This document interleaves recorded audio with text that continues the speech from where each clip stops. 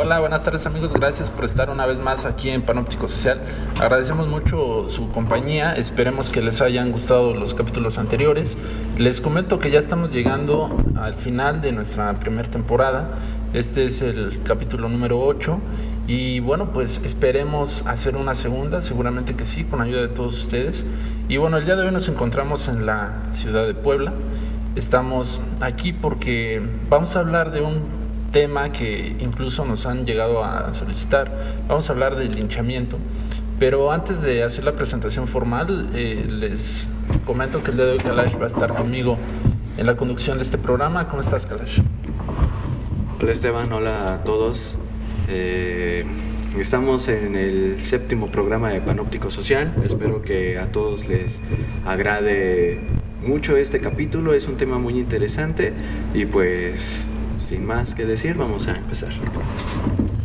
Bien, pues el día de hoy nos encontramos con el doctor Antonio Fuentes Díaz. Vamos a trabajar el tema del linchamiento y bueno, los invito a ver una síntesis curricular y enseguida regresamos.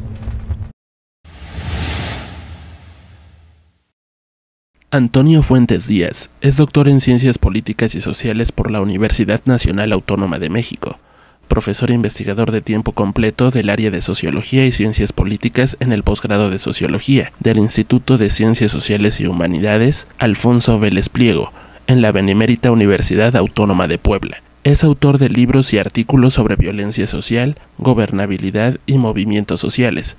Ha sido ponente en congresos nacionales e internacionales. Sus líneas de investigación son las relacionadas a la violencia, el Estado y los movimientos sociales. Bien, esos fueron algunos datos del doctor. Bienvenido, muchas gracias por aceptar nuestra invitación, muchas gracias por las facilidades que nos presentaste para poder grabar en este recinto. ¿Cómo has estado? Muy bien, muchas gracias, agradezco su interés por el tema y la invitación a Panóptico Social. Sí, ya tenía rato que no nos veíamos, es bueno volvernos a encontrar. Y bueno, pues el día de hoy vamos a hablar del linchamiento, como ya les dije, y yo creo que para entrar al debate y hacer un pequeño brevario acerca del estado del arte de este concepto, pues nos gustaría también que en el desarrollo de este primer bloque nos fueras comentando cómo se va dando ese proceso donde, si bien es cierto, la violencia, digamos, social ha existido, ¿no? Recordemos, por ejemplo, este libro de Lope de Vega, ¿no? Fuente Ovejuna. En fin, hay muchos digamos, estadios en los cuales la sociedad manifiesta una violencia tal vez exacerbada. Pero me gustaría que fuéramos haciendo un andamiaje pequeño, aunque sea, de cómo se va interiorizando esta violencia hasta llegar a conceptualizar el linchamiento, que es en ese momento que deja de ser un simple fenómeno empírico y ya pasa a tener un formalismo, digamos, más científico. La cuestión de estudiar la violencia colectiva en su forma, digamos, como acción social descontrolada, desde algunas perspectivas así vista, tiene sus primeros acercamientos, digamos, en algunos estudios que se produjeron en inicios del siglo XX en Estados Unidos por la sociología estadounidense, en donde analizaron este tipo de acción a partir de la proliferación de ejecuciones populares con presencias tumultuarias, sobre todo en el sur de los Estados Unidos.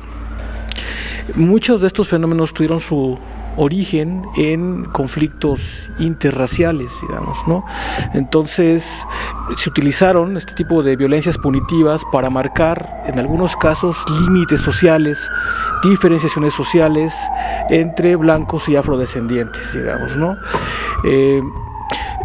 Digamos, los primeros estudios se dan, digamos, en esta región sur de los Estados Unidos, que también obviamente tiene que ver con su proceso de construcción estatal y las pacificaciones sociales internas que este proceso llevó a cabo. Para el caso de, digamos, el término de linchamiento proviene de un anglicismo, lynching, que tiene varias, digamos, ha tenido varias aproximaciones de dónde surge esto de un apellido a una categoría. Algunos análisis, unos estudios mencionan que tenía que ver con el apellido de uno de los hacendados más fuertes del sur de los Estados Unidos, que utilizaba este tipo de violencia punitiva para castigar a aquellos que dentro de sus plantaciones, de sus propiedades, habían infringido algunas de las normas que él había impuesto o que la costumbre había impuesto por aquellas épocas. Otros estudios sugieren que fue debido a un tal coronel Lynch, que utilizaba esto como una forma de castigo ejemplar en población disidente, digamos, en las guerras de secesión. En general, este anglicismo se toma como forma de categoría para este tipo de violencia colectiva y se traduce al español como linchamiento, digamos. Ahora, el análisis de estas violencias colectivas o violencias tumultuarias en América Latina fundamentalmente provienen de inicios de los años 80 en bibliografía que habla sobre esta aparición de eventos en Brasil. En los años 80 Brasil se constituye como uno de los lugares donde mayor proliferación de este tipo de eventos se da y empiezan a llamar la atención en términos de análisis social. José de Sousa Martins, quien es el primero de los que tratan de explicarse el fenómeno para el caso brasileño, y son de los primeros estudios que tienen referencia en América Latina, en los años 80, ya con ese término de linchamiento, digamos. Un segundo momento de estudios sobre este tipo de violencias colectivas se da en Guatemala, a la segunda mitad de los años 90, y tiene que ver con la visibilización de este tipo de violencia colectiva en el post-conflicto. Digamos que se hace visible un nuevo tipo de violencia, digamos, no se había dado mucha difusión ni mucha importancia a este tipo de eventos, porque en el conflicto armado que sucedió en Guatemala, obviamente este tipo de eventos no estaba visiblemente particularizado. Es hasta después de la firma de los acuerdos de paz en el 96 en donde este tipo de violencias colectivas empiezan a hacer y a llamar cada vez más la atención, porque en Guatemala en aquellos años se estaba echando a andar un proceso de pacificación interna y se supuso que estos fenómenos de violencia colectiva ponían en riesgo el proceso de pacificación interna, de tal manera que en Guatemala se generó incluso una política de Estado para tratar de paliar este fenómeno, generando algo que ellos llamaron la cultura de paz, es decir, suponiendo que las violencias colectivas socialmente difuminadas tenían que ver con una especie de costumbre que había quedado a partir de los extensos años de guerra, ¿no?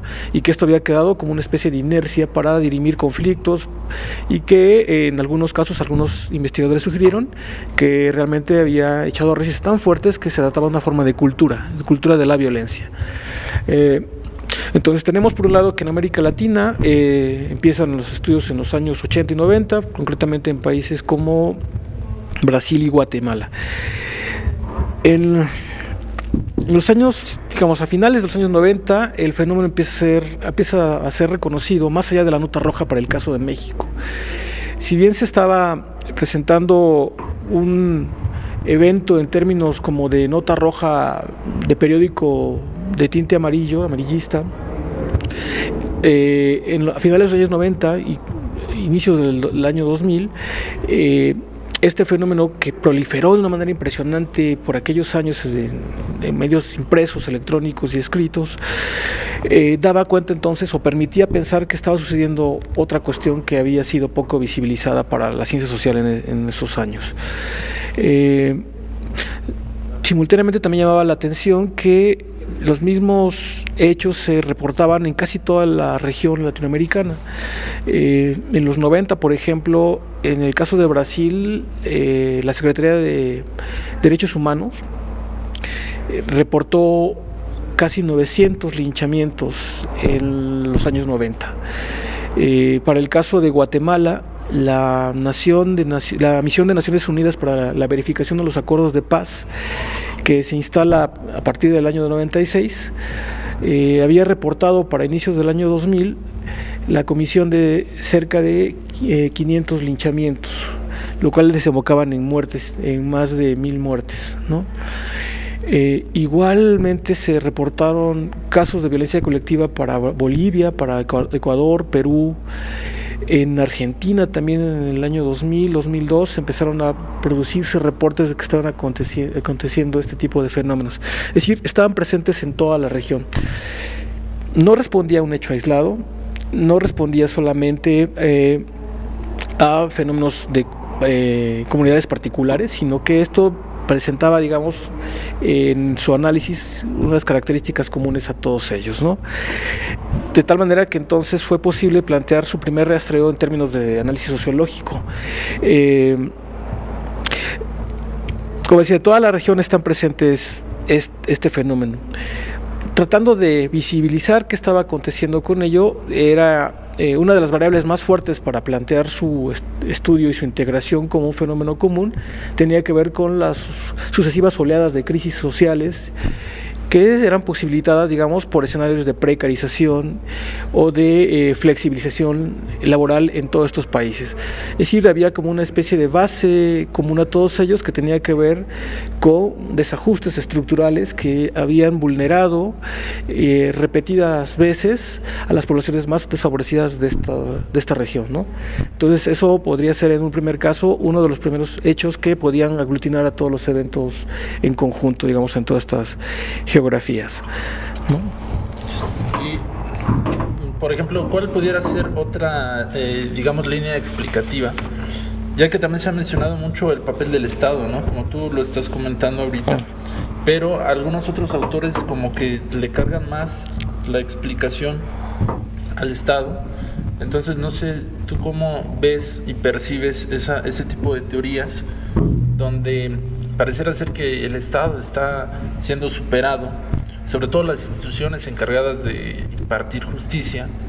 Porque también ha pasado algo curioso, ¿no?, dentro del fenómeno, que se empieza a justificar también cada vez más este tipo de conductas, tengo entendido, con una falta de organización de las instituciones, como te mencionaba, de brindar justicia, ¿no? Entonces, esta teoría donde el Estado pudiera ser uno de los causantes que este fenómeno se haya propagado, no sé hasta qué punto tú la consideras como fuerte o como factible.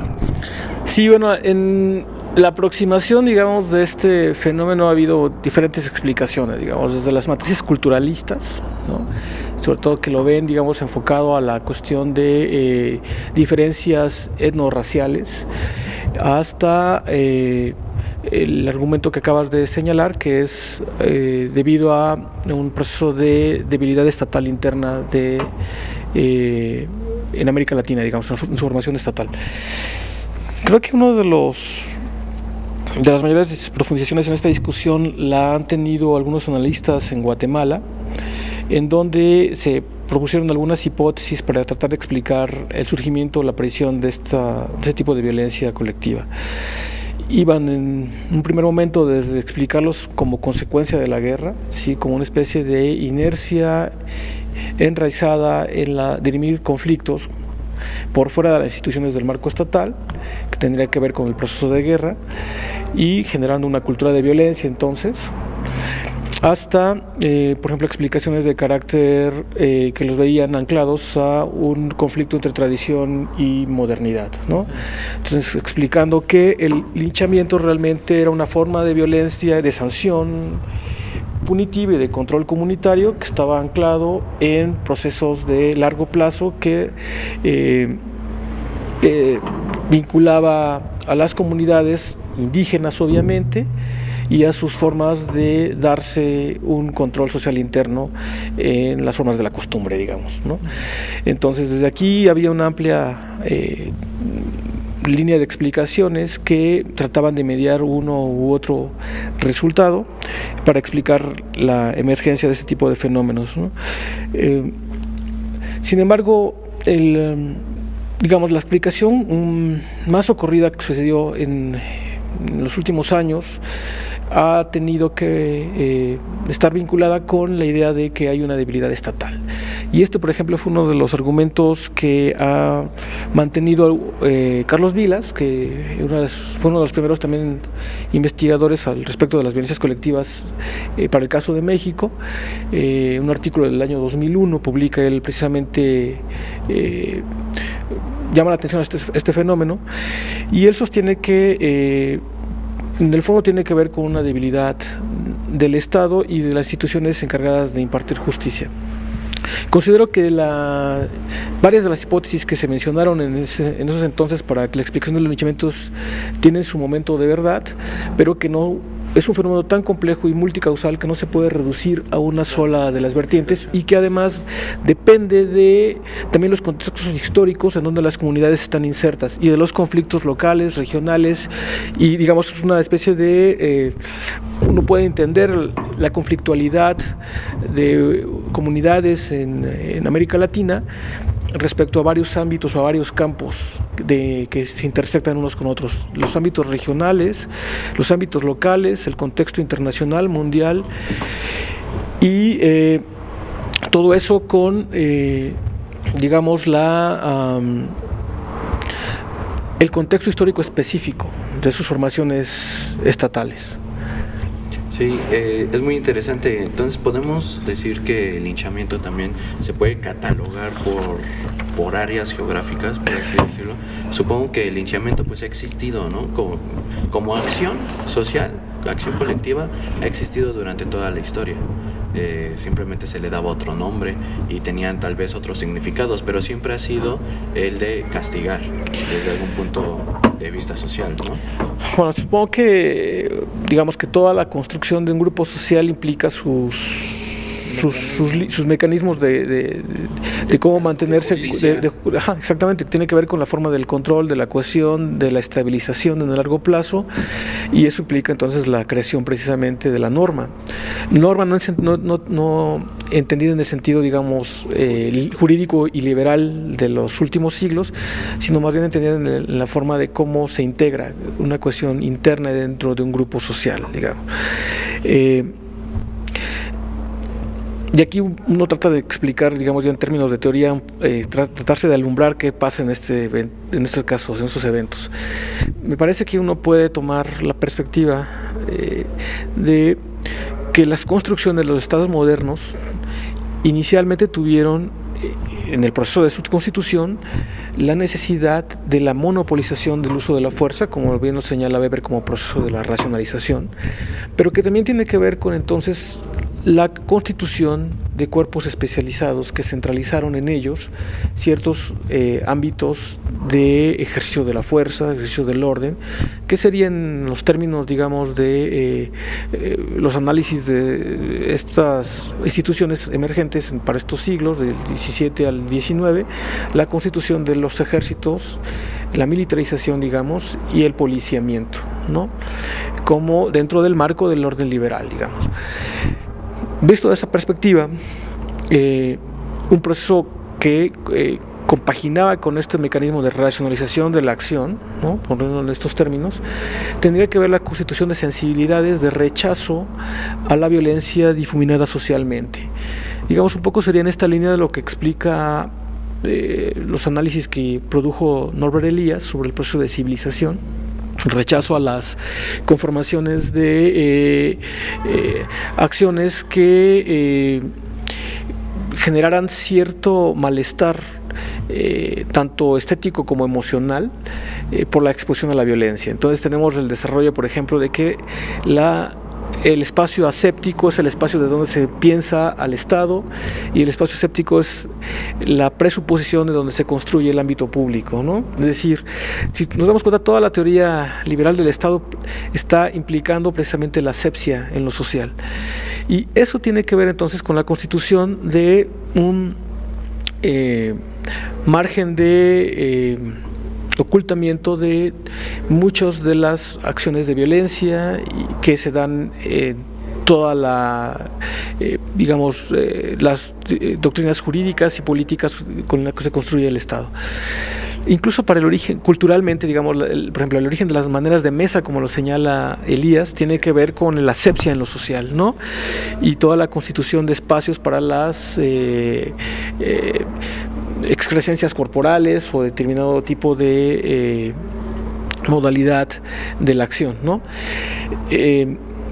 Si nosotros vemos entonces, pensando en términos de la racionalización del Estado y de este proceso de asepsia social, uno ve entonces la emergencia de violencias colectivas contemporáneas como la ruptura de esa cuestión, si tenemos esa perspectiva. Es decir, estamos ahora en un momento en que vuelven a surgir violencias difuminadas que no están siendo canalizadas, cooptadas, dirigidas por las instituciones que la modernidad había dotado. Y entonces, si lo ponemos desde esta perspectiva, entonces este tipo de eventos nos dan pie a una lectura mayor, ¿no? A una lectura que puede ser desde varios ángulos.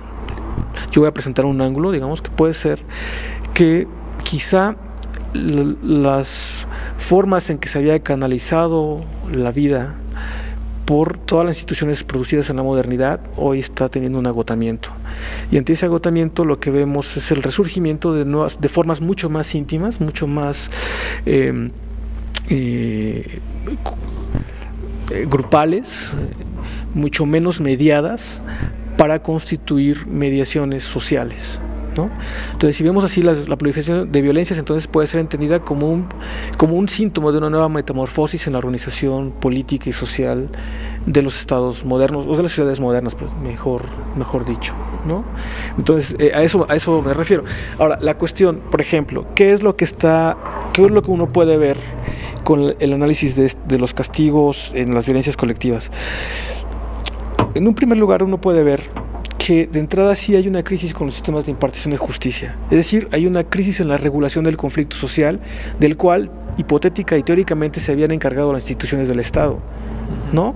Es decir, las hipótesis de cómo se construye el derecho y de cómo se construyen las instituciones legales y la justicia, cómo queda subsumida al sistema liberal de la vigilancia sobre las propiedades privadas y toda esta cuestión, había implicado entonces la creación de una gama de delitos que son propios de los sistemas capitalistas, digamos, el rollo de la propiedad privada, penas como la multa, por ejemplo, o el encarcelamiento, la privación de derechos, solamente tienen sentido si uno está en un sistema que se alimenta de la propiedad privada como eje constitutivo de las subjetividades. Entonces, la regulación del conflicto tiene que ver dentro de las sociedades modernas de corte liberal bajo esta premisa, ¿no?, de las propiedades privadas. Todo el andamiaje jurídico-político con que nosotros hemos vivido la modernidad tardía, digamos, tendría que ver entonces con el papel de la regulación del conflicto a partir de estos cánones, ¿no?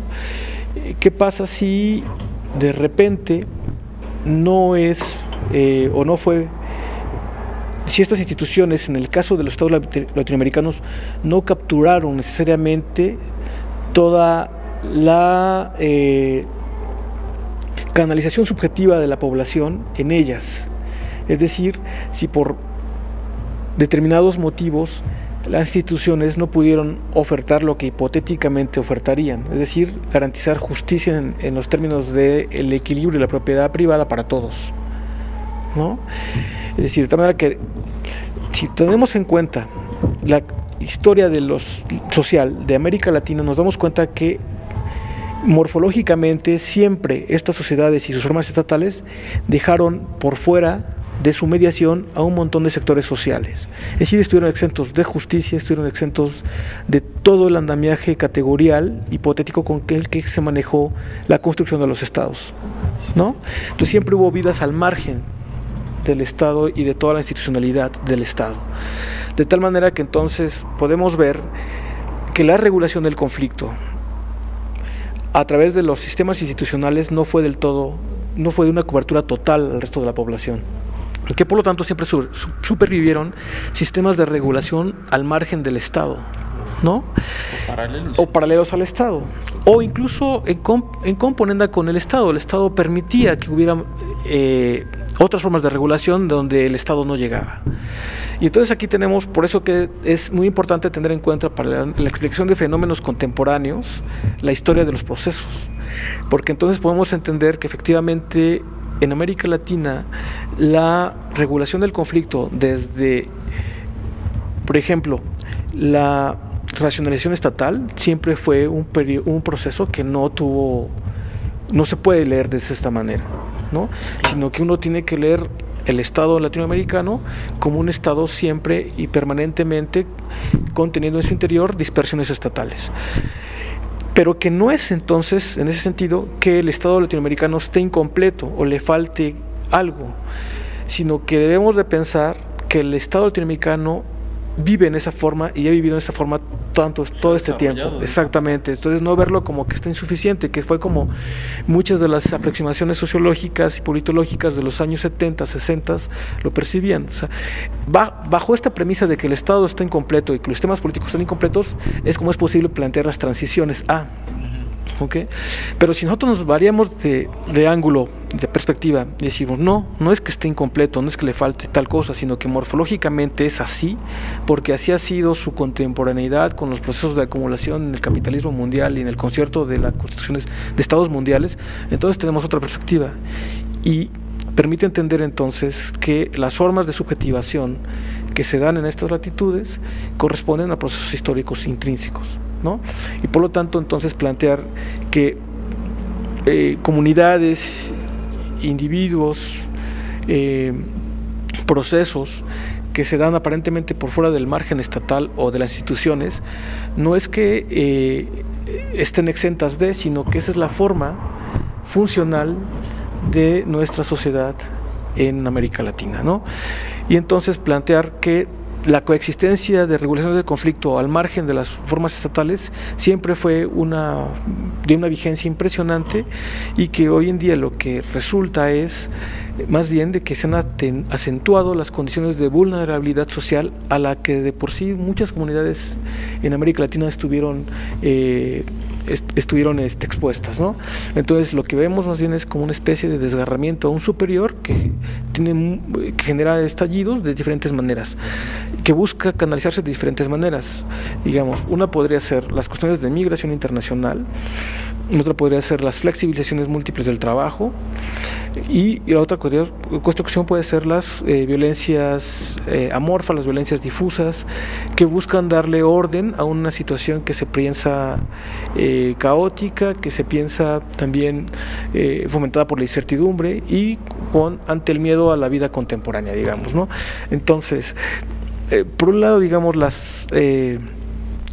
vemos en la cuestión de los castigos, en las violencias punitivas, no solamente como algunos análisis lo han planteado como formas anómicas, sino también tiene un núcleo como utópico al interior, que es el momento de dar orden a lo poco íntimo que se tiene en algunas comunidades vulneradas históricamente, digamos, ¿no? Entonces, ¿cómo te generas un nuevo ordenamiento? ¿Cómo rompes la ansiedad a condiciones estructurales que escapan a tu propia agencia, ¿no?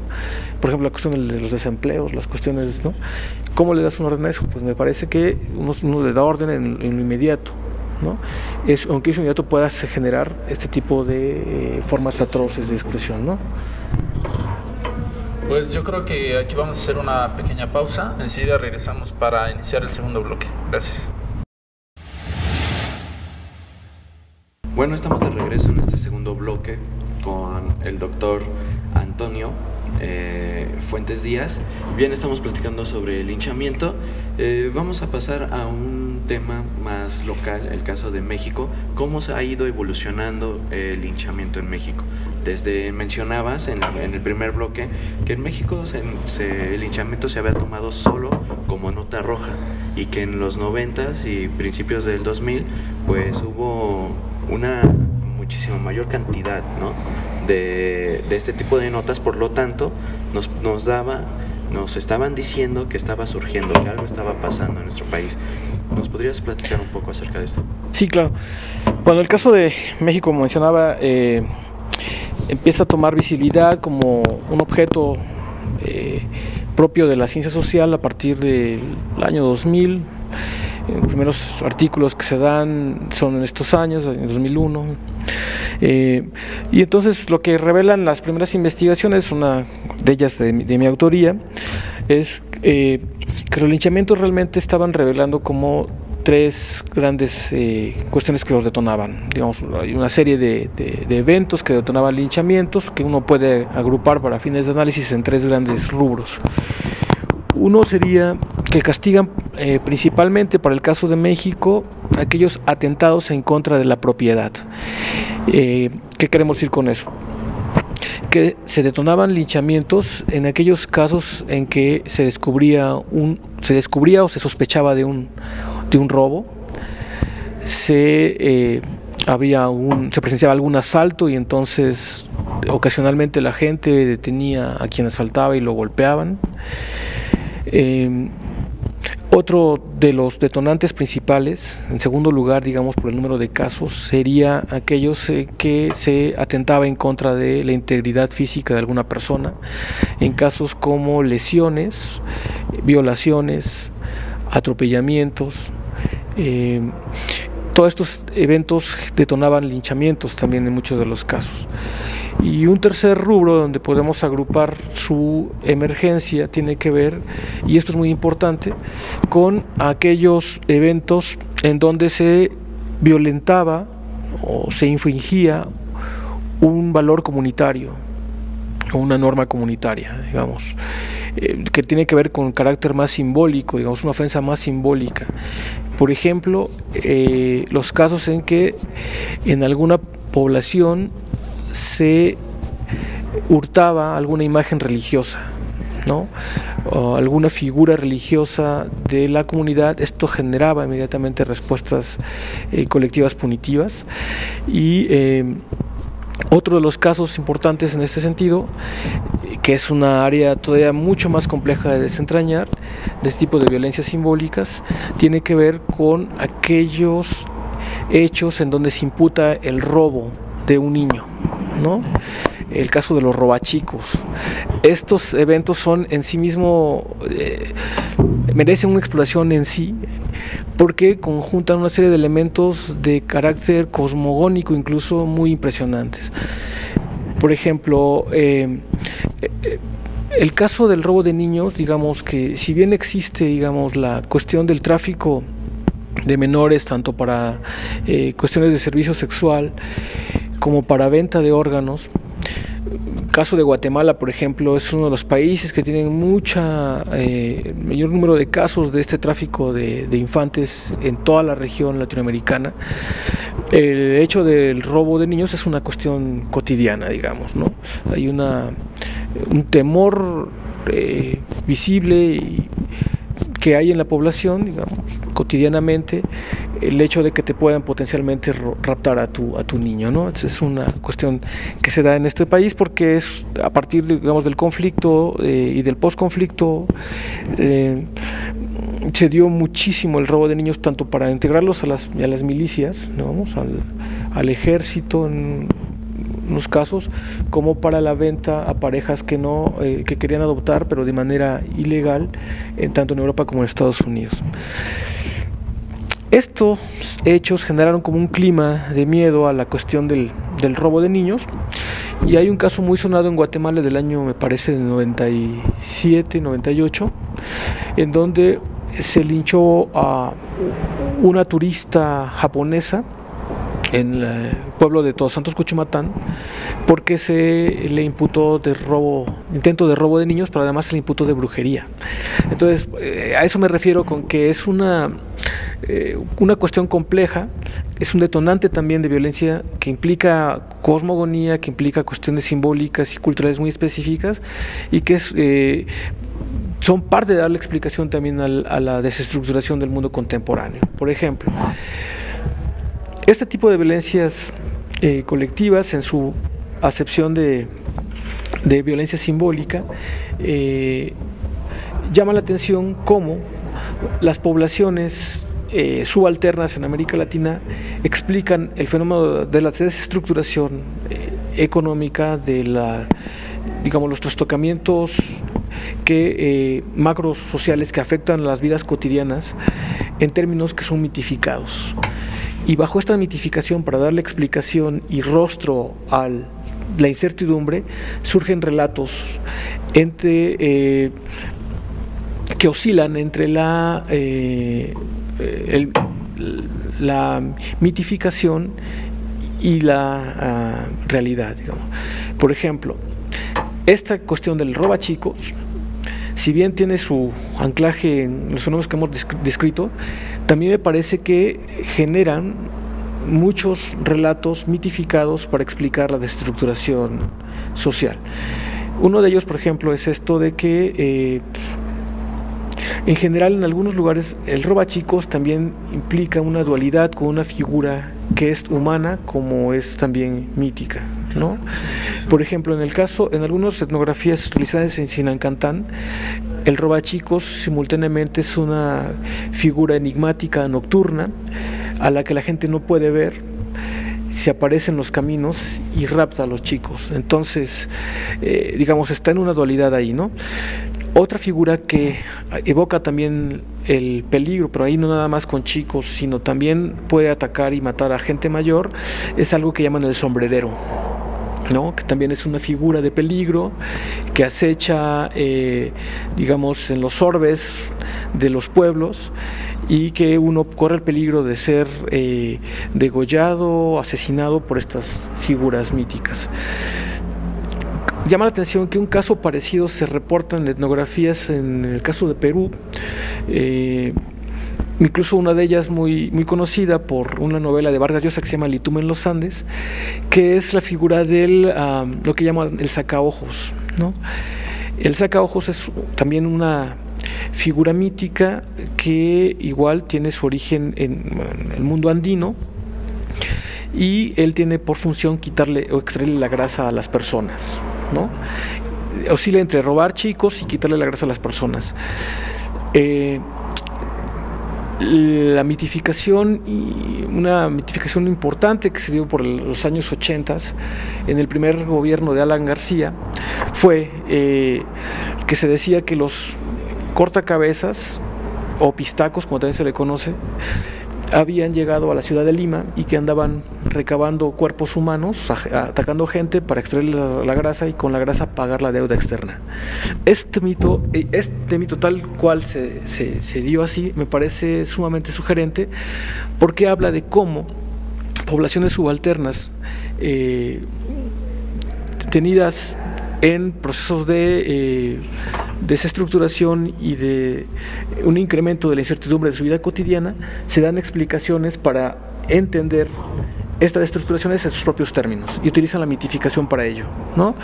Que implica entonces que figuras externas te quiten la grasa, o te corten la cabeza, o se roben a tu hijo y tu hijo aparezca empalado en algún edificio de una infraestructura estatal. Implica precisamente cómo se entiende estos grandes avances y procesos de desarrollos tecnológicos, industriales, que expolian a las poblaciones vulnerables y subalternas en América Latina, es decir, a poblaciones que nunca le llegan estos beneficios, digamos, ¿no? Entonces, una forma de explicar en términos muy íntimos todas los trastocamientos y los cimbronazos sociales con los cuales ellos los experimentan, es precisamente mitificar a través del cuerpo los relatos de cortacabezas y de sacaojos y de relatos de extracción corporal, los efectos de un sistema macrosocial que les es desfavorable, ¿no? Entonces, por eso decía yo, como en este tipo de violencias que toman linchamientos, donde hay un componente simbólico, merece un estudio aparte porque está atravesado por cosmogonías y otra representación social de carácter muy impresionante que es digno de estudiarse en sí mismo, ¿no? Entonces, regresando, digamos, al tema original de qué castigan los linchamientos en el caso mexicano. En primer lugar, atentados en contra de la propiedad; en segundo lugar, atentados en contra de la integridad física de las personas; y en tercer lugar, las violencias simbólicas, en donde este último ejemplo puse, ¿no? ¿Cuál es la forma de ejecución principal en el caso de los linchamientos en México? Tiene que ver con la muerte por golpes, que tiene que ver con el contexto de castigo inmediato, de punición inmediata que se da en el evento. En general, los linchamientos en México están siendo estudiados categorizados a través de dos formas de emergencia, son obviamente son ritualizaciones de violencias colectivas en donde hay un mayor número de participantes respecto a aquel del que se imputa la ofensa. Se busca el castigo físico y algunas veces simbólico de ello, y muchas veces conlleva la muerte, digamos. Entonces, el castigo que se da, en primer lugar, generalmente está posibilitado por organización inmediata. No es muy planificado, sino más o menos es espontáneo en algunos de los casos, sobre todo para el caso de los linchamientos aparecidos en las ciudades. Para el caso de los linchamientos aparecidos en la zona rural, en general el castigo descansa sobre una estructura previamente conformada que tiene que ver con las estructuras comunitarias. La gente no es anónima, sino se conoce a sí misma, y ubican generalmente a algún agente externo como el causante del daño, ¿no? Y esto es más o menos, digamos, como es parte de cualquier reacción a un grupo humano, digamos. En general siempre hay la figura del chivo expiatorio, que tendría que ver con el que no es de acá. Uno siempre sospecha de aquel que no es parte de nuestro nosotros, ¿no? Entonces esta forma lógica está más presente en los linchamientos de carácter comunitario, que tienen, por su dinámica de conformación en el área donde se presentan, mucho más un sesgo rural y barrial. En las ciudades mucho más en los barrios, a diferencia de los linchamientos urbanos ocasionales, donde se presentan en cruceros de las calles, en un microbús, por ejemplo, o que la gente reacciona cuando ve algún tipo de asalto o algún tipo de violencia sobre alguna persona y corren en su ayuda espontáneamente, digamos, ¿no? De tal manera que entonces podemos clasificar los linchamientos como comunitarios y como anónimos, ¿no? En donde hay un desconocimiento previo de las personas que se involucran en estos actos, ¿no? ¿Qué explica entonces este detonante? En el rastreo histórico que pude hacer sobre los linchamientos a partir de los años 80 hasta 2008, uno puede ver que la emergencia de este fenómeno se detona a partir del año 93-94, ¿no? Empieza a ver como una constante. Uno puede tener, digamos, metodológicamente ciertos sesgos que tienen que ver con el medio de información que lo reporta, con la base de datos, digamos, que reporta linchamientos. Sin embargo, uno puede considerar que la emergencia cada vez más de estos hechos en medios impresos, electrónicos también, da pie para pensar que efectivamente hay un incremento del fenómeno en sí mismo, ¿no? Y entonces a partir del 94 vemos que hay un detonante impresionante de estos eventos, ¿no? De 1980 al año 2003 se contabilizaron 350 linchamientos en México, que habían desembocado la mayoría de las veces en la muerte de los imputados de la ofensa, pero si nosotros contabilizamos de 2003 a 2010, hay un aumento de 500 linchamientos más, ¿no? Entonces vemos que este fenómeno tiende cada vez a hacerse más extendido y a ser una forma más naturalizada de controlar los conflictos o de dirimir los conflictos en los ámbitos íntimos, en las vidas cotidianas, y obviamente entonces a tener en cuenta que hay una omisión a dirimir las rencillas a través de la canalización estatal, ¿no? Por muchos factores, digamos. Tiene que ver también, como mencionaba anteriormente, que hay una desconfianza creciente sobre las instituciones que imparten justicia, porque en el caso mexicano la impartición de justicia tenemos que entenderla también como una práctica que tiene obviamente ciertos vetas étnico-raciales en su ejecución, ¿no? Si como los sistemas de justicia contemporáneos en el caso mexicano no pudieron estar exentos de la conflictividad que implicaba la constitución etnorracial del país, ¿no? Entonces, sobre esos sistemas de impartición de justicia uno puede entender que no necesariamente todas las comunidades tuvieron acceso, tanto en términos de operabilidad técnica, como el hecho de que no había juzgados para todo el territorio nacional, como en su ejecución práctica, es decir, las personas que iban a hacer demandas sobre esto no eran hablantes de lengua castellana, y por lo tanto había un sesgo ahí inherente a la impartición de justicia, ¿no? Esto condensó, digamos, o reafirmó la práctica de derechos consuetudinarios para regular aquellas comunidades que no contaban con estas formas de servicio del Estado, ¿no? Y por lo tanto la coexistencia de órdenes paralelos al derecho positivo, ¿no? Que en algunos casos sí lograron entrar en confrontación con el derecho positivo. Digamos, bueno, hay gente como Rodolfo Stavenhagen que ha estudiado mucho esos conflictos cuando choca la costumbre con el derecho positivo, pero en muchos de los casos no necesariamente entraron en conflicto, sino más bien había formas complementarias de ejercer la sanción y la restitución, sobre todo en los derechos comunitarios. Más bien planteamos que el hecho del linchamiento no debe de ser reducido, como muchos análisis lo han planteado para el caso de América Latina, como una forma inherente al derecho consuetudinario, sino más bien el linchamiento tiene que verse también como una especie de ruptura con el derecho consuetudinario. Es decir, el derecho consuetudinario no defiende el homicidio, no defiende el asesinato tumultuario, sino defiende más bien la restitución en ciertos valores de la comunidad. El linchamiento implica entonces un doble quiebre, un quiebre tanto con la mediación hipotética que había generado los sistemas de justicia estatal positiva, como un quiebre con la mediación social que el derecho constitucional había mantenido en ciertos momentos, ¿no? Entonces que el linchamiento más bien refleja un momento de desestructuración tal del sentido de seguridad comunitaria que rompe ambas formas de la mediación social, ¿no? Y esto, digamos, uno lo puede entender tanto en un contexto internacional como en el contexto propiamente local del caso mexicano. En el contexto local del caso mexicano, uno puede hablar de la construcción estatal, sobre todo a partir del periodo postrevolucionario, que había surgido el Estado postrevolucionario a partir de todo un conflicto, una conflictividad social que venía de romper el viejo régimen y tratar de mediar con los sectores que compusieron todo este entramado que fue lo que se conoce ahora como revolución, ¿no? Ahí se había condensado la participación de ciertos actores sociales que habían estado excluidos del ámbito político en las formas estatales previas, digamos en el antiguo régimen, en el porfirismo, todo eso. El Estado social genera una mediación, precisamente el Estado revolucionario genera una mediación social que incorpora a sectores subalternos, sobre todo campesinos e indígenas, al pacto de unificación. Y dentro del contexto del capitalismo mundial, se había generado esta implicación con el desarrollo del keynesianismo, toda esta idea del pleno empleo, de la industrialización, de las pensiones para todos, la educación gratuita para todos, etcétera, etcétera.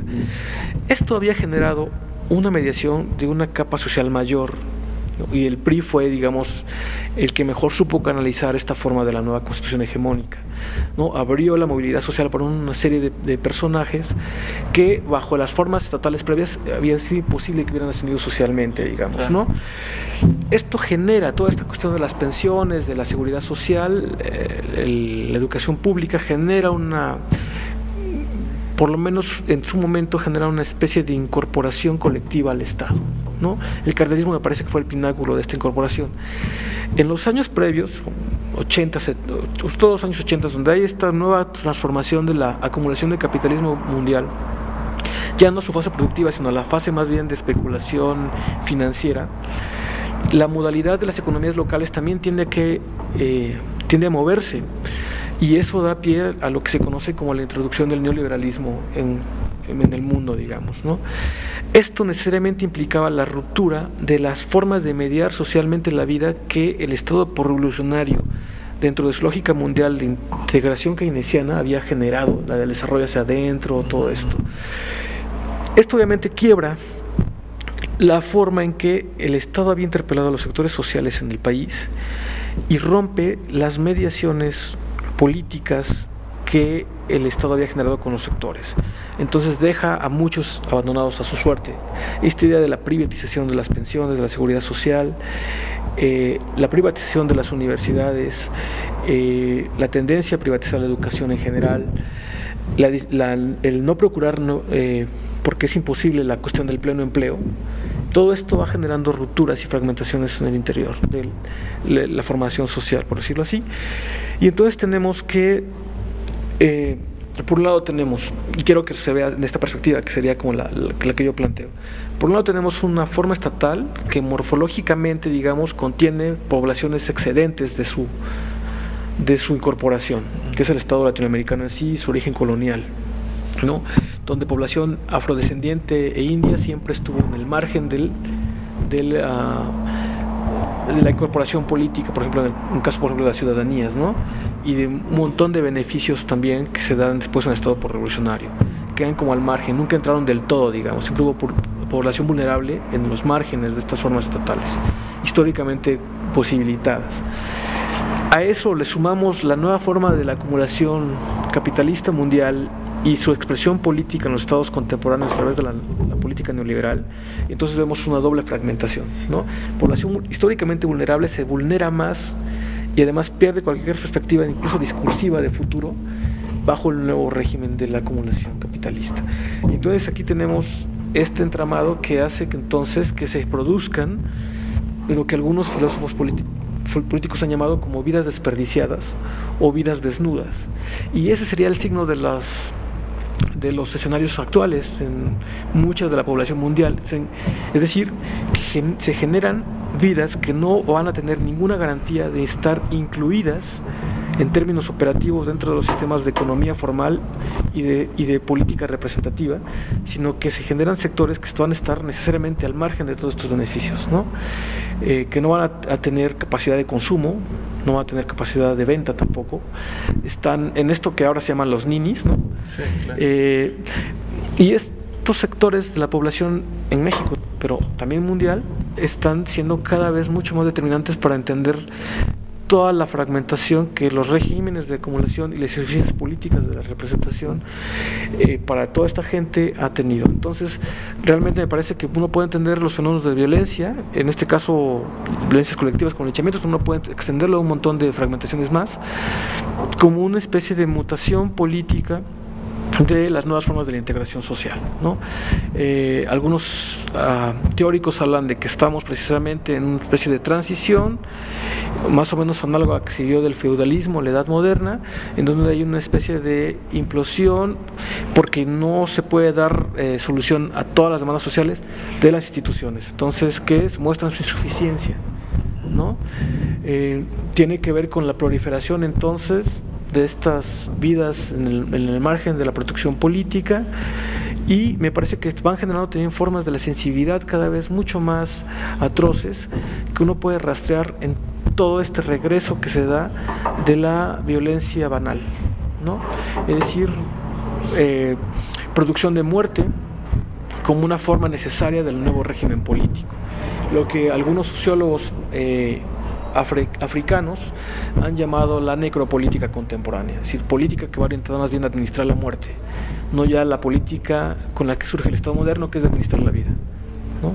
Entonces, y sería más o menos esta explicación que nos das, con la cual pudiéramos entender que tanto el linchamiento rural como urbano están los dos viendo de igual manera sus digamos, cotidianidades, ¿no? Porque al final de cuentas, en tu libro sí nos presentas algunas estadísticas y vamos viendo que hay estados, lógicamente, en que se presenta más.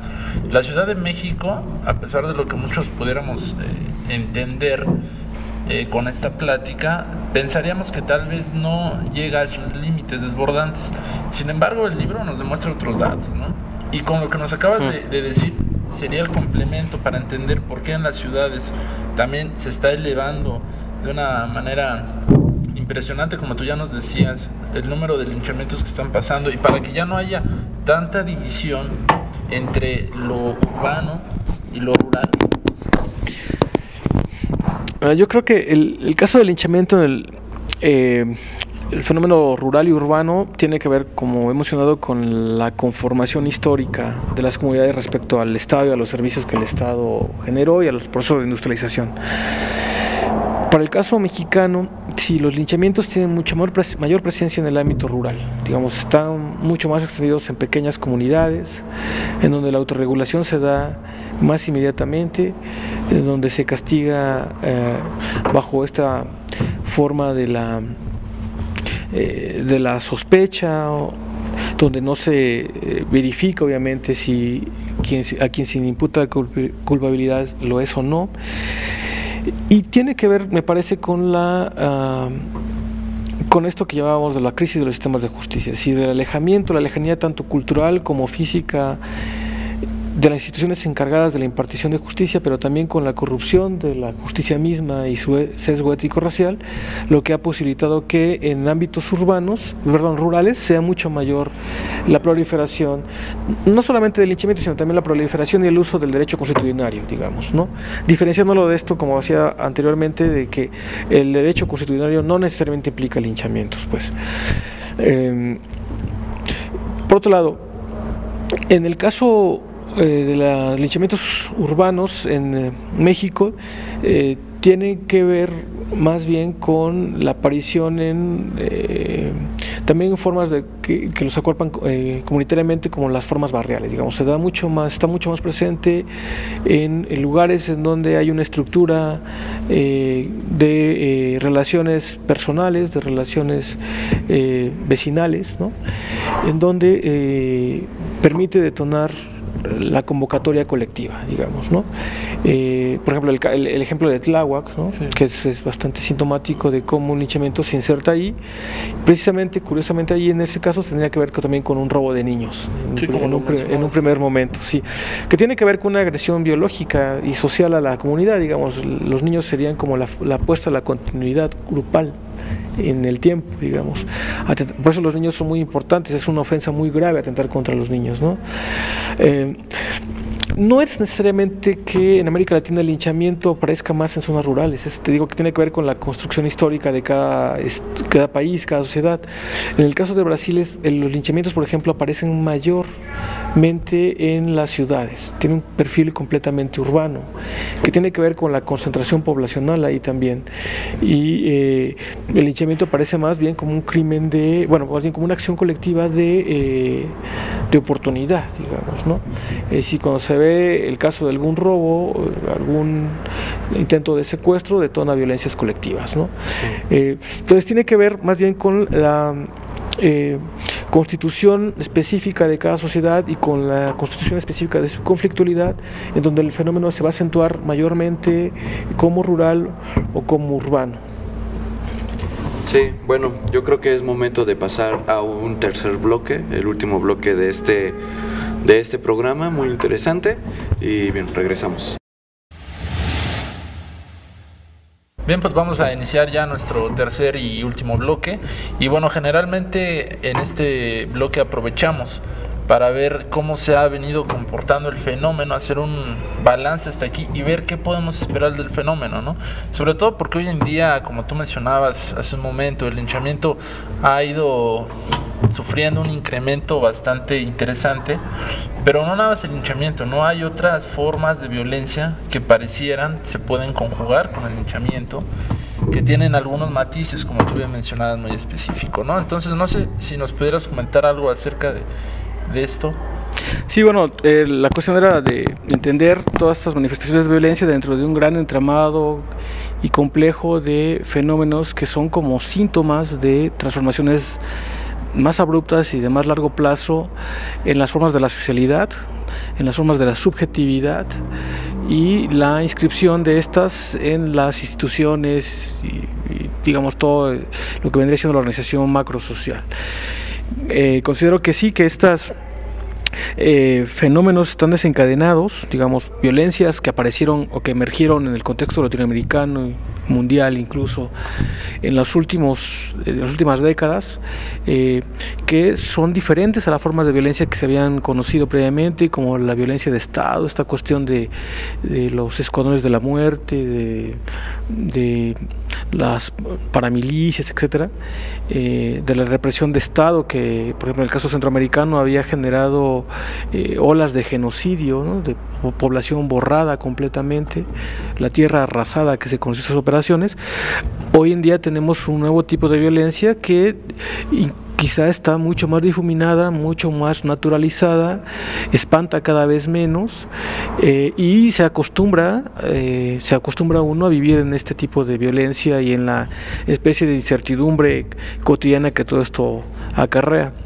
Entonces, me parece que fenómenos de violencia nuevo podemos encontrar, por ejemplo, la cuestión del sicariato, como una nueva forma de ejercicio laboral, ya en esos términos contemplados, es decir, ¿por qué te dedicas? ¿En qué trabajas? Trabajo de sicario, me gano la vida así, es un empleo como cualquier otro empleo, ¿no? Como el caso del sicario que ahora estaba muy publicitado en los medios, ¿no? De este niño que cortaba las cabezas, exactamente. Bueno, sobre estos fenómenos hay un montón de casos documentados, para el caso de Colombia, el caso de Guatemala. En Guatemala se utilizan niños también para asesinar. Los niños se les paga una cantidad muy, muy, muy escasa de dinero, por ejemplo, como cerca de 150, 200 quetzales para que vayan a matar a alguien, ¿no? Son niños de 7 años, 8 años. Esta es una industria ahora en Guatemala que está floreciendo, y obviamente los niños dan ese dinero, a alguien se le queda, digamos, ¿no? Los niños tienen ventajas por la cuestión de la edad, ¿no? Y por general también son vidas desperdiciadas, ¿no? O desperdiciables, más dicho, ¿no? Entonces, en ese sentido estamos en presencia de una nueva forma de la accesibilidad expuesta que no había estado apareciendo en épocas previas. Otro de los fenómenos ligados a esto tiene que ver con la violencia de las nuevas identidades que emergen, como las maras, ¿no? En donde se desarrolla toda una especie de identidad que se nutre de su paralegalidad, ¿no? Entonces, el caso de las maras tiene que ver con una especie de inscripción sentimental de jóvenes que es su único refugio emocional, la mara, pero que generan una nueva forma de la masculinidad a partir de la exaltación de la violencia, de la atrocidad, y de su, obviamente, inscripción en actividades informales que van desde digamos, el tráfico de sustancias ilegales, el tráfico de personas, el sicariato, y ahora la composición también con grupos de narcotráfico, ¿no? Y otro tipo de violencia que emerge en el contexto regional tiene que ver con la violencia propiamente del narcotráfico, ¿no? Todo esto es competencia por tomar las plazas y distribuir en ellas tanto sustancias ilegales para el consumo interno local como para el tráfico hacia los Estados Unidos, y toda la correlación de eventos atroces que esto va implicando en sí mismo. Me parece que uno puede contemplar todos estos fenómenos. Bueno, uno puede seguir enumerando un montón de cuestiones atroces, por ejemplo, la idea de el tráfico de personas y el comercio sexual de personas, las redes de prostitución internacional que se dan por toda el área centroamericana o sudamericana hacia México, hacia los Estados Unidos, en donde hay una privación de la libertad, una especie de trabajo sexual esclavo, ¿no? El regreso de la esclavitud nuevamente para la producción de un montón de cuestiones, ¿no? Todo eso que estamos viendo tiene que ver con producciones de violencia y subjetividades desgarradas nuevamente, y cada vez mucho más factibles de hallar en estas nuevas formas de la flexibilidad laboral, ¿no? Entonces, si uno contempla la violencia dentro de las, siempre ligada y vinculada a las formas de la precariedad laboral, uno puede tener ahí otros escenarios, digamos, ¿no? Es decir, no ver esto como algo anómalo y marginal a los sistemas formales de trabajo contemporáneo, de acumulación de capital, no, sino verlos como parte inherente de eso, ¿no? Que esa sería la otra óptica de enfoque, que uno lo ve como, generalmente en los estudios sociales y políticos se ve como una especie de anomalía externa, en lugar de contemplarlo como parte de la valorización contemporánea del capital, una consecuencia, ¿no? Me parece que uno puede entonces ver dos vertientes en esto. Por un lado, me parece que estamos en una especie de relación desafortunada entre lo que vendría siendo una forma de la constitución subjetiva no disciplinaria. Estoy utilizando como, inspirándome Foucaultianamente para hacer análisis, una forma de subjetivación no disciplinaria que tiene que ver con la constitución estatal y su inscripción subjetiva en segmentos poblacionales en el Estado latinoamericano, en la ciudad latinoamericana, y por otro lado, una especie de emergencia de subjetividades postdisciplinarias, me parece que estamos precisamente en esa imbricación, ¿no?, entre lo no disciplinario y lo postdisciplinario, y que en ese sentido, en este puente, emergen toda esta gama de nuevos procesos y de subjetividades dañadas. Una de las características que integran a esta nueva forma de subjetividad dañada, que se expresa en las formas de violencia, tiene que ver con la constitución de una nueva estructura de sensibilidad que hace de la violencia banal una forma perfectamente inocua y que genera algo como lo que han llamado los sociólogos africanos un residual excrementicio, es decir, formas estéticas vinculadas a la atrocidad como una forma de contemplación normal de la vida. Y entonces en ese sentido vemos un regreso de la espectacularidad hacia la atrocidad sobre el cuerpo. Es interesante ver esta transición porque para varios de los científicos o politólogos, digamos, que habían estudiado la formación del Estado moderno, una de las primeras cuestiones que te decían era que la orientación de la gobernabilidad hacia el resto de la sociedad había sido la preservación de la vida, y que bajo esa mediación se habían incorporado un montón de categorías tales como la ciudadanía o de prácticas constituyentes de la individualidad como la higiene, etcétera, una serie de gamas. La cuestión de la medicalización de la sociedad, por ejemplo, había estado dentro de ese proceso, y la idea de la salud como un referente poblacional inmediato para la constitución de un Estado fuerte había estado también dentro de este proceso de, digamos, politizar la vida en ese sentido. Y lo que ahora estamos viendo es precisamente una especie de retorno a la destrucción del cuerpo, ¿no? Un poco ya habían anticipado cuestiones así los postestructuralistas en los años 60 al hablar del cuerpo sin órganos, por ejemplo. Y lo que estamos viendo ahora es que este nuevo tipo de violencia regresa a despedazar al cuerpo, porque el cuerpo ya deja de importar porque en esta nueva fase lo que estamos viendo es precisamente la producción de ejército de desechables, ya no bajo la forma, digamos, que se había contemplado en el marxismo del ejército de reserva, industrial de reserva, sino era un ejército de desechabilidad, es decir, gente que ni siquiera va a tener la oportunidad de consumir, ni de vender, ni de absolutamente nada. Lo único que queda es estar al margen como desecho. Y el desecho es una nueva forma de la constitución política contemporánea, de estas necropolíticas de las que nos habla algunos sociólogos africanos. Y entonces lo que vemos es que este regreso al cuerpo, exponerlo públicamente a su destrucción, va acompañada de una forma de la espectacularidad, y en eso esta característica está presente en muchas de las formas de la violencia actual, ¿no? Esta idea de los desmembramientos, de las mutilaciones, de los degollamientos, de las incineraciones, tiene que ver con esta nueva forma de que el cuerpo vuelve a ser una cuestión prescindible y que por tanto hay vidas que pueden desaparecer. Esto es a lo que ha trabajado algunos filósofos italianos, por ejemplo en el caso de Paolo Virno y el caso de Giorgio Agamben, como la producción de la excepcionalidad del Estado contemporáneo genera vidas desnudas, es decir, vidas que pueden ser perfectamente sacrificables sin que a nadie le importe nada, porque son vidas, exactamente, son vidas que quedan en un interregno jurídico donde se puede matar sin cometer asesinato. O sea, pueden ser muertas, puede darse muerte a ciertos segmentos de población sin que infrinjas absolutamente ninguna codificación legal. Parte de este interregno, por ejemplo, él estudia como un topos político importante la producción del campo de concentración.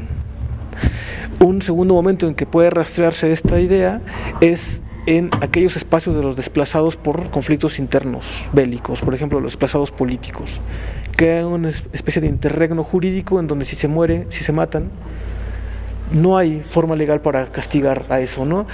Otro de esos ejemplos son aquellos desplazados por migraciones. El migrante entra en un interregno jurídico porque no es ciudadano y por tanto no tiene derechos en el lugar donde llega. El inmigrante ilegal no tiene precisamente ningún estatus legal. Si se le mata puede ser perfectamente entendible que no haya ninguna sanción jurídica a quien lo haga. Entonces esta proliferación de no lugares, por llamarlo así, o de espacios en donde la vida queda desprotegida de su ámbito político son cada vez más comunes en las sociedades contemporáneas. De tal manera que entonces me parece que vemos, por un lado, un proceso de desestructuración que conduce a formas de la vida desprotegida políticamente, que tiene su expresión en formas de violencia, pero que también están acompañadas de un hartazgo, ¿no? Ahora, las formas del hartazgo podemos entenderlas de dos maneras, como generar formas constituyentes para buscar soluciones a eso y no reproducir violencias nuevamente, o la otra forma es producir violencias al infinito, ¿no? Entonces una forma sería una búsqueda de una subjetividad nueva que constituya nuevas formas de la socialidad, que parte del mismo hartazgo, de las mismas condiciones de desestructuración y de incertidumbre, y la otra forma que reproduce cada vez a niveles más íntimos e ínfimos las violencias amorfas, ¿no? Me parece que entonces, ¿qué se puede hacer ante esto, no? Me parece que en el caso de México, la discusión que se da en términos de academia y en los foros públicos donde se discuten estos temas de interés social no ha llegado a traducirse en la dimensión que requiere en los ámbitos de los discursos parlamentarios, de las discusiones parlamentarias, ni mucho menos en el ámbito de las políticas públicas.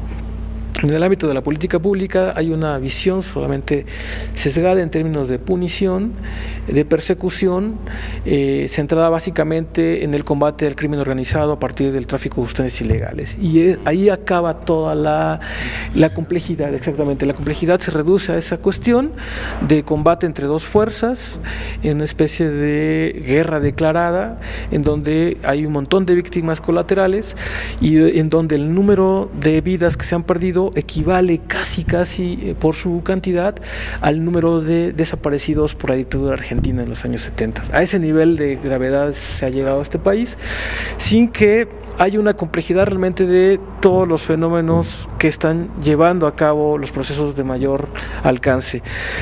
Y por lo tanto, entonces, desde el Estado es difícil de visibilizar una política efectiva que contenga líneas multicausales para el tratamiento de, en general, la desestructuración social, que tiene mucho más consecuencias y causas que el simple fenómeno del combate al narcotráfico de la administración actual. Y por otro lado, desde la sociedad civil o los movimientos sociales, me parece que uno pudiera encontrar ahí un punto de inflexión. Hay algunos movimientos sociales que están planteando que efectivamente uno no se puede contestar a la fragmentación social con más fragmentación social, y que por tanto es necesario hacer un ejercicio como de análisis interno, de autoanálisis, para dar líneas de fuga de por dónde generar nuevas formas de la cohesión social y en general de politizar nuevamente esta aparente indiferencia, o politizar la tristeza, digamos, ¿no? Politizar la rabia para que se genere una especie de hartazgo o rabia creativa que no desemboque en las formas de la reproducción del horror, ¿no? Entonces, pero eso sigue siendo un discurso abierto, digamos. Para el Estado está clausurado ese tipo de discusión de mayor largo plazo, pero me parece que vendría siendo desde la inflexión de la llamada sociedad civil o de los movimientos sociales, donde podría, y como de hecho se está dando, darse una mayor apertura a poner en la palestra temas de esta naturaleza, porque me parece que son importantes para saber hacia dónde vamos, porque en general uno puede estar peor de lo que está ahora, ¿no?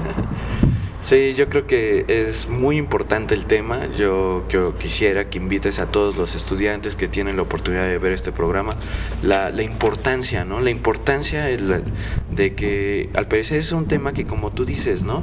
Poco a poco se está naturalizando la violencia también dentro de la sociedad mexicana, pero pues nosotros como estudiantes de las ciencias sociales pues, tenemos que verlo desde un punto de vista diferente, ¿no? De que esa naturalización de la violencia pues, tiene una razón, ¿no? Y hay que entender los procesos, como mencionabas, de importancia de entender los procesos, y pues invitar a los alumnos, a todos.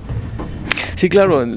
Mira, yo creo que sí estamos en un momento terrible, o sea, es un momento grave, que puede ir para peor, porque estos procesos de desanclaje, digamos, de formas de convivencia que se hayan mantenido en algunos periodos de estabilización, hoy ya no están presentes y se corre el riesgo, digamos, de que esto se genere como normalidades que se repitan, que se reproduzcan. Esto exactamente está pasando en Centroamérica, digamos, ¿no? La violencia en Centroamérica es tan atroz, tan cotidiana, que se ha vuelto banal, si no importa. En Guatemala, por ejemplo, el nivel de banalización ha llegado a tal extremo que la televisión presenta en tiempo real suicidios, ¿no? Sí. En la ciudad de Guatemala, por ejemplo, ¿no? Gente que se suicida, llega a la televisión y en vivo transmiten cómo la persona se tira de los puentes, ¿no? Hay una demandada necesidad que también es como reflexiva, porque también me parece que los medios tienen que ver con eso, con crear esas necesidades. Hay una demandada necesidad de la nota roja en los diarios, ¿no? Este formato, por ejemplo, que tienen periódicos como el caso mexicano de Metro, es muy antiguo ya en Centroamérica, se consume mucho ese formato de periodismo y tiene que ver con una retroalimentación de la violencia que uno ve precisamente al margen de las noticias. Uno necesita necesariamente para la venta de estos periódicos es ver estas cuestiones de atrocidad puestas. Entonces, digamos que empieza no solamente a naturalizarse, sino empieza a ser como una forma de consumo normal, ¿no? Se genera una industria, exactamente, que exalta la pornografía de la violencia, pues, ¿no? Y esto está mucho más difícil de desterrar después. ¿Cómo quitas si eso se vuelve gusto? Si eso se vuelve placer. Eso está mucho más complicado de romperse. Por tanto, entonces estamos en momentos cruciales para generar, digamos, por lo menos ventilar públicamente estas discusiones y dimensionar hasta dónde se puede llegar con esto. En general me parece que uno tendría que avanzar también a plantear y a criticar efectivamente si la conflictividad contemporánea tiene que ver o puede ser reducida únicamente a la cuestión de combatir malos y buenos, donde el bueno es el Estado y el malo son aquellos que tienen actividades paralegales, o realmente la conflictividad tiene que pasar por otros escenarios de discusión y de ver que en general la conflictividad en el caso de México hoy en día pasa por la exclusión de un montón de gente de ámbitos que antes por lo menos estaban más o menos dibujados en su escenario futuro de vida, como la cuestión de la educación, como la cuestión del empleo, ¿no? Y dentro de esto, pues ver que me parece que somos una sociedad polarizada, que cada vez se tiende a la mayor polarización por la cuestión de la exclusión, y que realmente el conflicto radica entonces en cómo accedemos a ciertos beneficios para hacer nuestra vida dentro de estos sistemas políticos, si no son suficientes todavía para poder seguir haciendo allí nuestra vida, o si tenemos que repensar estas formas de institucionalidad,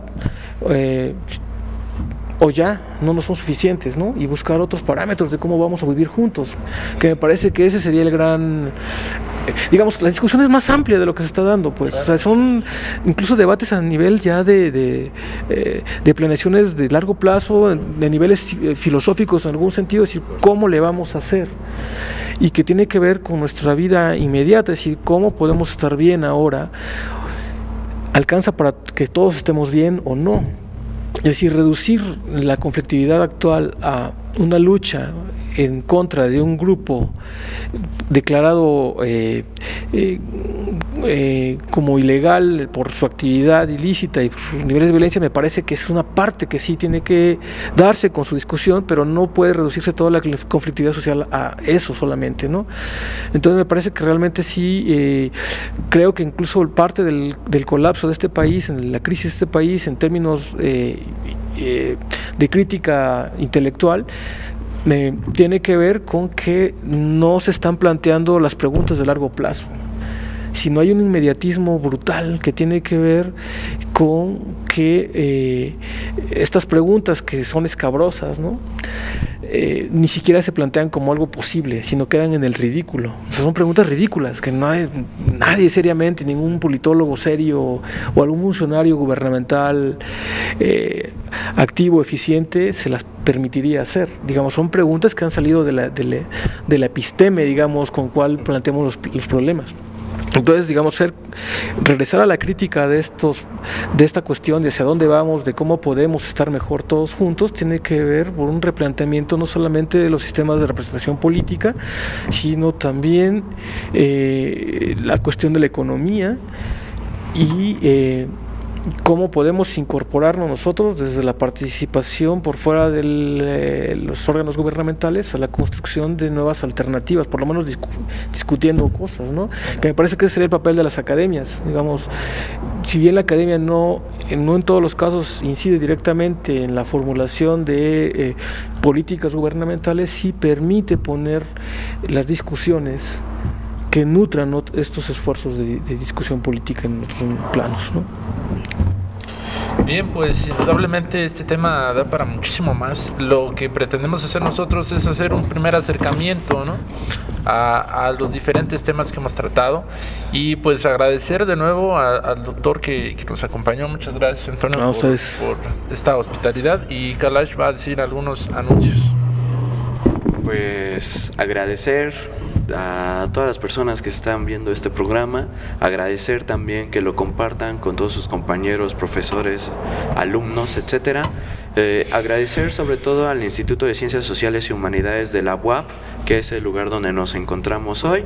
Recordarles que visiten nuestra página principal, que es panopticosocial.com, que se hagan amigos en nuestra página de Facebook, en facebook.com/panopticosocial, y también que nos sigan a través del Twitter, a través de nuestra cuenta, que es @panopticosocial. También tenemos nuestro correo electrónico, que es contacto@panopticosocial, y bien, pues si quiere ponerse en contacto con nosotros, seguir la discusión, pues también estaremos en contacto con el doctor Antonio Fuentes Díaz, que también nos tiene la sorpresa de que hay 2 libros de regalo para todos ustedes, que si nos puedes platicar un poquito acerca de qué son estos libros. Se trata de un libro donde hago el primer acercamiento sobre el fenómeno de linchamientos en México. Se llama Linchamientos, Fragmentación y Respuesta en el México Neoliberal, es editado por la Universidad Autónoma de Puebla, y bueno, lo pongo a disposición del público interesado en el tema.